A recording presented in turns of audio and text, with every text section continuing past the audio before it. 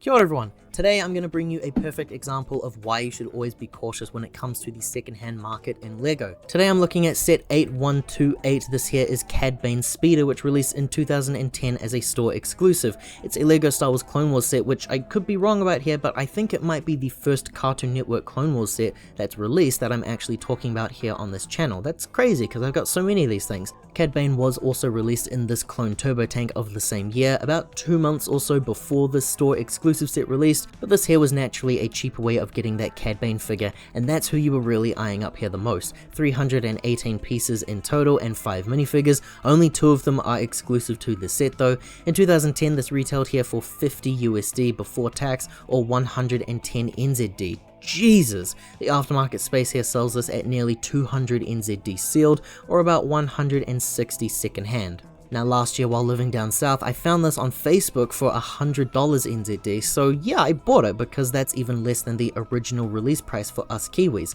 Upon inspection though, it might have been a bit of a mistake because this thing is damaged. It's really damaged to a shocking degree, and annoyingly the seller did not specify that the set looked like this. They intentionally kept that shit a secret, but more on that later. Let's actually take a look at the vehicle here. This is from one of the later episodes from that first season, titled Hostage Crisis, which must have been a hit. I remember Hasbro Toys were releasing special sets around this episode, and it was even one of the bonus missions in the LEGO Clone Wars video game. Very memorable episode. Bounty hunters here stage a takeover at the Republic Center. They take a bunch of hostages, they're trying to break out Zero the Hutt. This here's Cad Bane Speeder from that episode, but we are missing some key players from that scene. It is pretty cool to see this though. Design wise, I think it's really cool. I always like the look of these Republic era vehicles, which looks like the same ones used as cabs in the universe. The shaping of this thing is a lot more interesting to me than just a flat surface. Let's address the issues of the set here. Assuming it was beloved and not just left in the sun and completely forgotten about, we have some insane sun damaged parts here, in which what were originally whites and greys now invoke a sadness of yellow.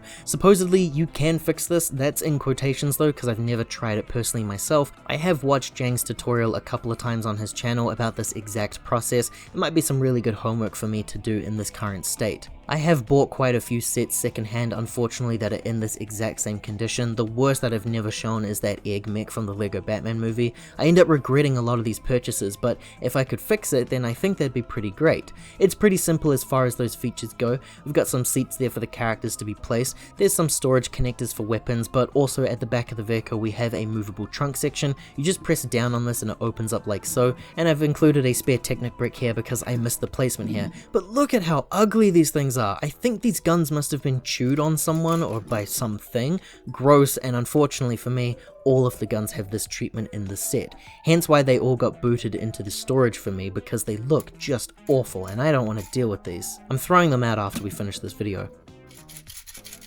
Now down below the vehicle we have some stud shooters, which is a highly different design to what I'm used to seeing on sets like this. You can see here that the way that they've been built, you press on a large like pole which pushes the missile out. I'm assuming it was designed like this because it must have something to do with the awkwardness of your hand placement or something, but I thought it was rather interesting to see.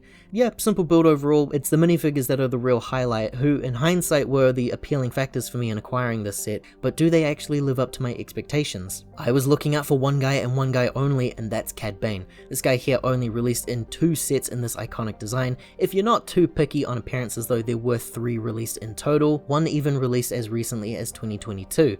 Even though he's not an exclusive minifigure, he's the clear winner in my books for the figures being provided. That hat and breathing gear were made just for him and only appear in sets that he appears in. His outfit looks like a futurized Indiana Jones, which given the Lucasfilm connection probably isn't a coincidence. If you want to remove all that gear, this is what he looks like underneath. I am disappointed in the quality of this specific figure. It's a set that I've been chasing for decades now. I was trying desperately to get this as a kid, but I valued having other LEGO themes more than just Star Wars, so I ended up choosing other options at the time. I don't ultimately regret my decisions there though, but this guy does have a few markings that I don't think I can fix, and if I got this at release I wouldn't have this issue.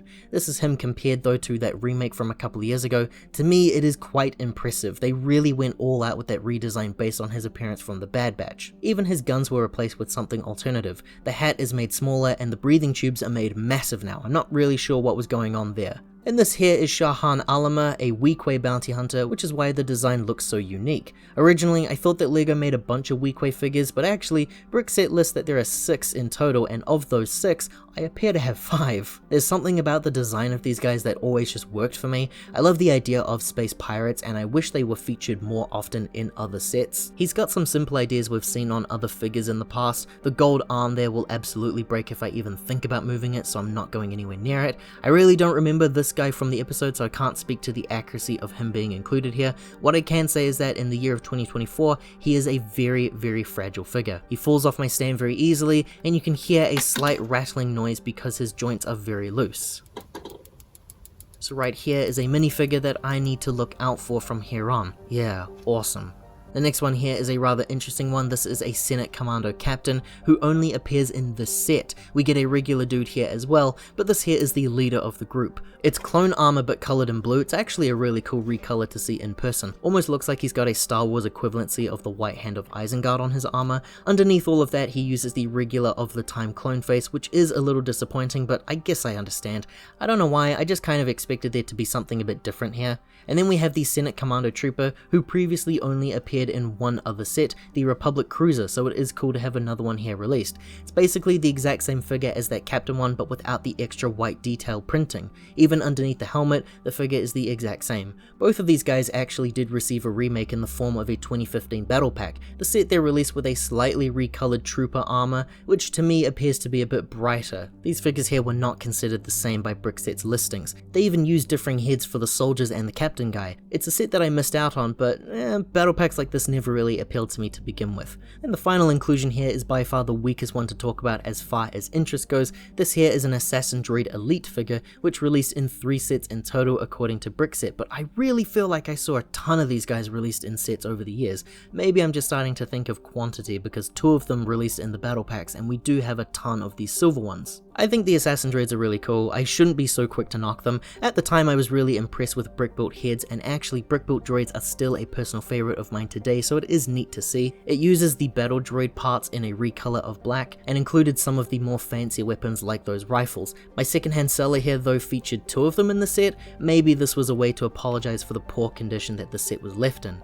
Instructions here appear in a much bigger booklet than the usual kinds, and the theming inside is rather minimal. We've got a small Vader image in the corner, the back of the manual there shows us the set all built up, and the inventory list is located here too.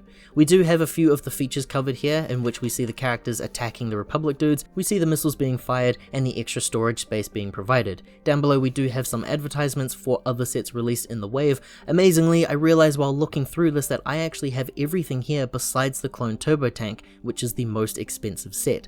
It's not impressive to anyone but myself, who could have sworn that I didn't have anything from the 2010s lineup of releases. The next page here shows the winning kid, and that about does it. I think the set here is looking a little plain, so I decided that it would benefit the addition of other bounty hunter and smuggler type scoundrels of the area, and now it looks like we've got a really great bunch all together on screen.